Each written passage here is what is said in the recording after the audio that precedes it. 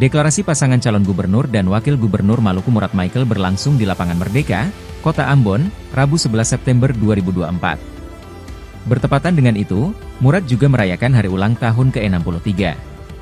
Usai deklarasi, lagu selamat ulang tahun dilantunkan Pasha Ungu dan diikuti nyanyi bareng ribuan pendukung yang hadir. Suasana nampak haru saat Murad Ismail meniup lilin sembari didampingi sang istri, Widya Pratiwi. Dalam kesempatan itu juga, Murad memberikan hadiah kepada pemenang door prize berupa 1 unit motor dan 2 unit sepeda. Diberitakan sebelumnya, ribuan massa membanjiri Lapangan Merdeka, Kota Ambon, Rabu 11 September 2024 malam.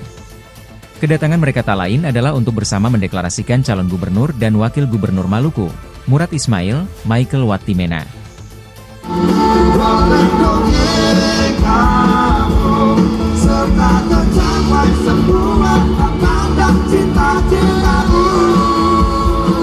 Download Tribun X sekarang, menghadirkan lokal menjadi Indonesia.